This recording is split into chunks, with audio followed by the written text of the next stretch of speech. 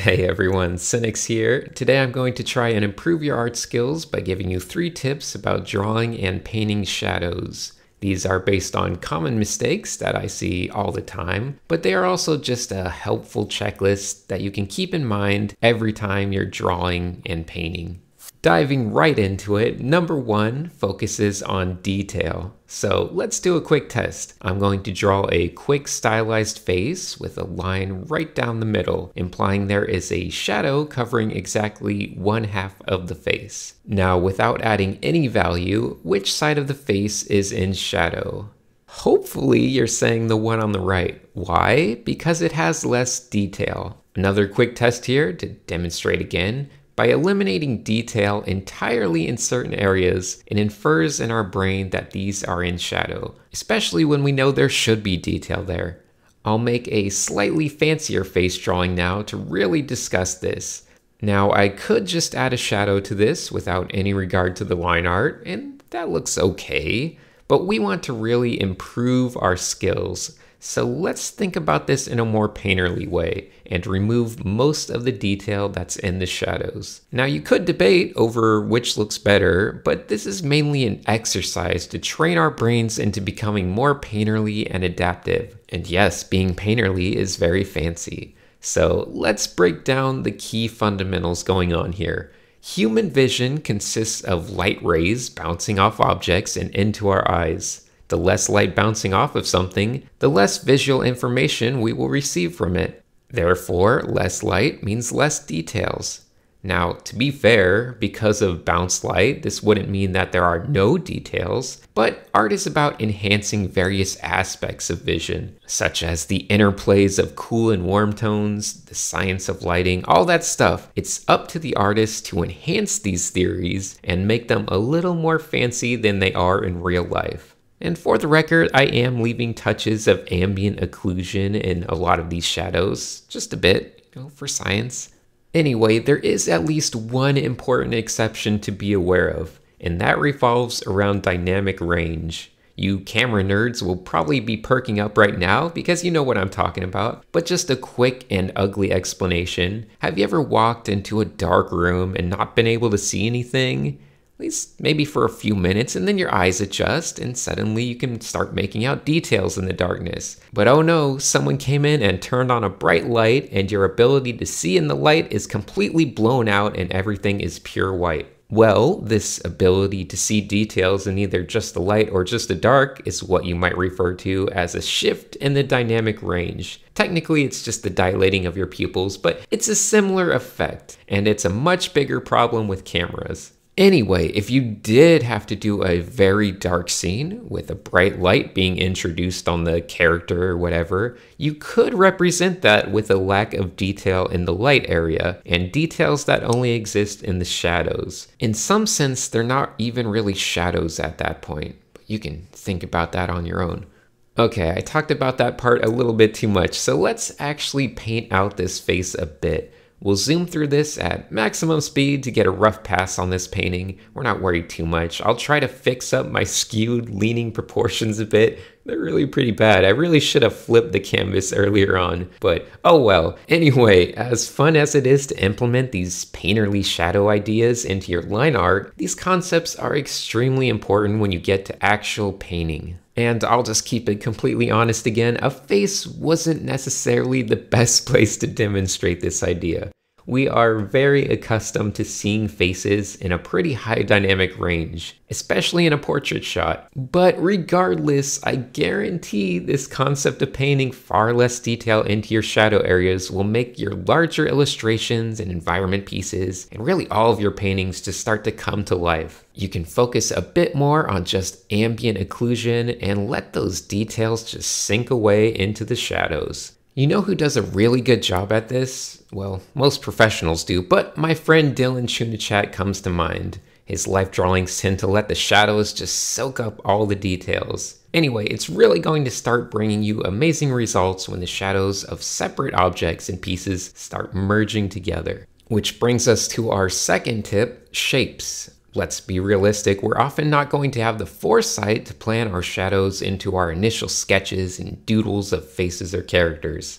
It's not completely a bad thing because it at least allows us to have full adjustable control over where the lighting actually goes. You get to make a whole new art piece on top of your previous art piece by trying to figure out the most aesthetically interesting shapes you can create with your shadows. And shadows really are great for shape design. You can approach them like a pure graphic element, a stylish second skin to be placed on top of the form. Famously, you might have heard of such ideas as the Rembrandt triangle, which I spelled wrong here for some reason, but Rembrandt was notable for often placing the lighting in such a way that the light would touch the further cheekbone and form a simple triangular shape. It's just good graphic design, trying to create simplified and appealing shapes.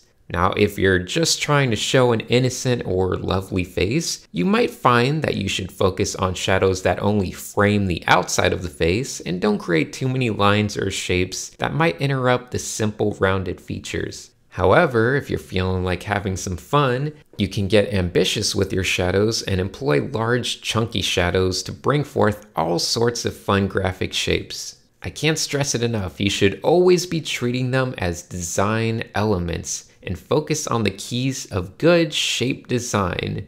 And I still haven't made a video on that, so just use your imagination for now. No, I can let you know at least that shapes should be minimal with large, simple, obtuse angles, which make them very inviting. So combine things wherever you can and avoid thin lines. Simplification is always key to shape design, so find a flow to the shapes that doesn't leave little stranded pieces and chaos everywhere. Also, throw in some big, medium, small wherever you can.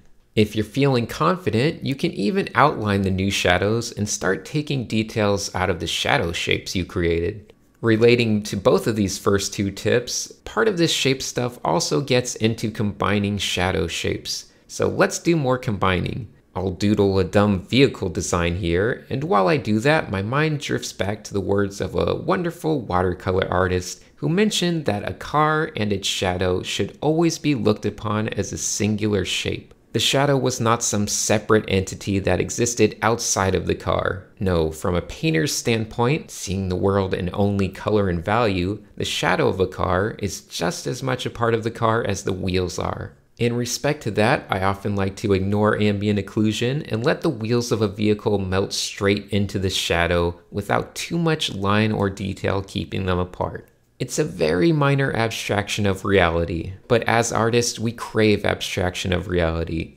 So plants and foliage are always a source of chaos for a lot of paintings and a lot of artists starting out. Some people try to focus on every leaf and shadow, but once again, an artist is here to just distill things down, so combine and simplify those bushes into spheres with crazy textures. Group as much into one single shadow shape as you can, and just when you think you've done too much, merge that shadow into the ground plane as well. We are trying to evolve past the lines that separate objects in our minds. All we want to see are the lines that separate giant ranges of value and color instead.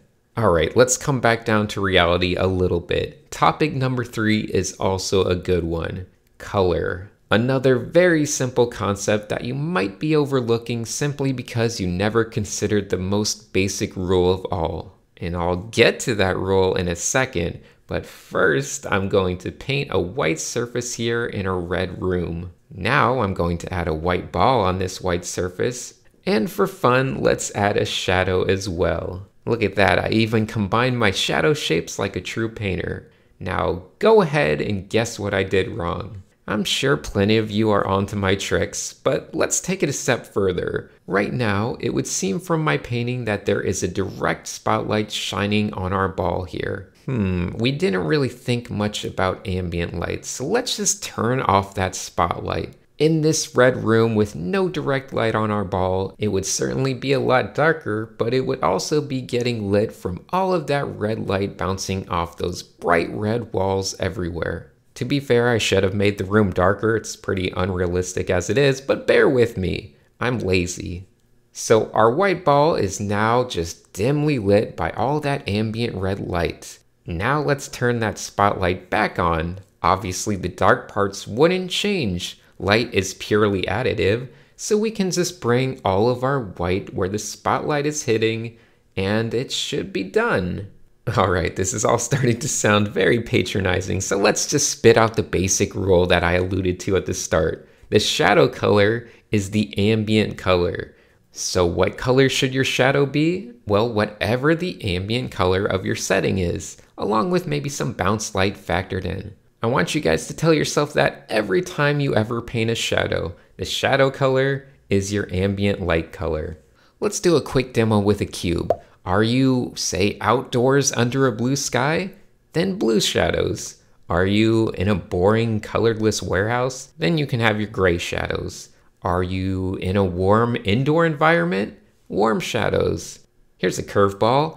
Outdoors, but sitting on the grass. Well, still a blue cast shadow, but bounce some green up onto that cube for a little bit of fun. Just please stop putting gray shadows on everything. Ambient colors are subtle, but let's keep things from getting too lifeless. And once again, art is about enhancing the science of reality. So identify your ambient light and crank it up a bit. It can be pretty fun.